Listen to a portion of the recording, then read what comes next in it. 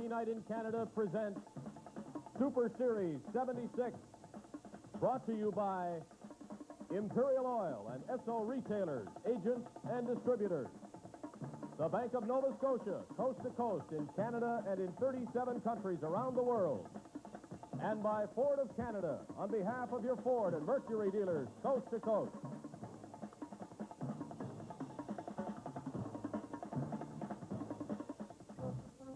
Sunday in New York, Game 1 of Super Series 76.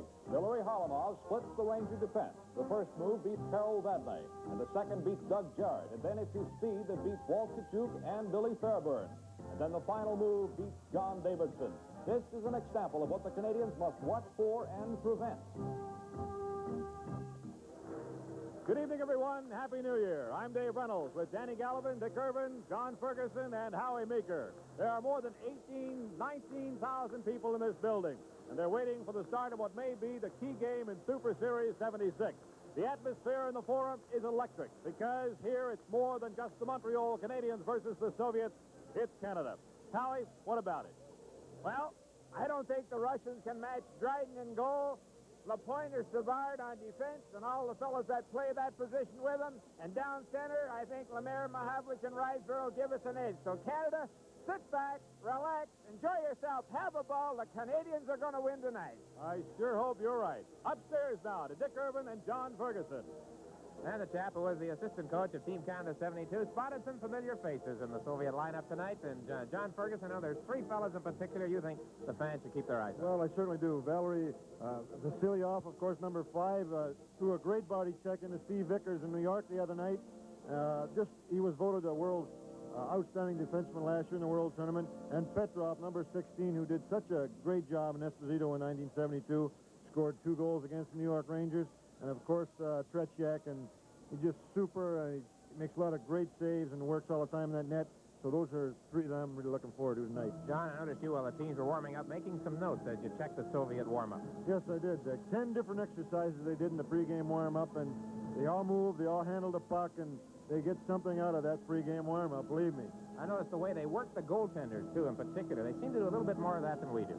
Well, they certainly do. The goaltender, they had a lot of shots, a lot of tip-in shots.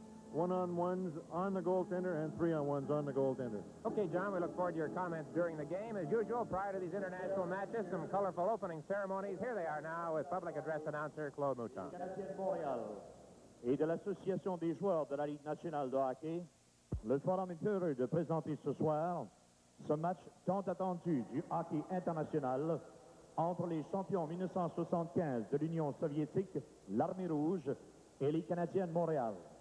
Ladies and gentlemen, on behalf of the National Hockey League, the Montreal Canadiens, and the National Hockey League Players Association, the Forum is proud to present this event of premier attraction in international hockey.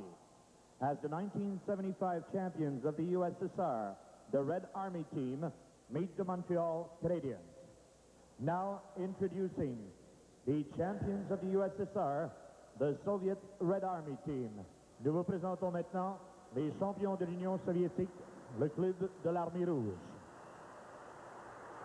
Portant le numéro 1, wearing number 1, Nikolai Adonin.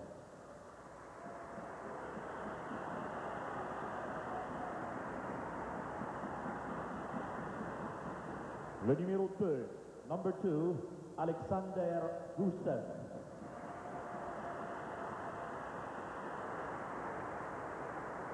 Le numéro 3, number 3, Vladimir Luchenko.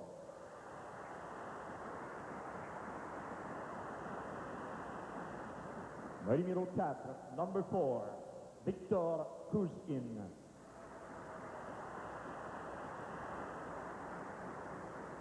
Le numéro 5, number 5, Valery Vasilyev.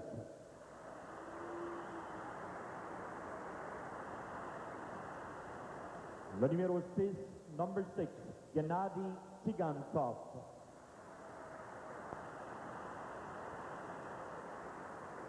Le numéro 7, number 7, la capitaine, the captain, Boris Mikhailov.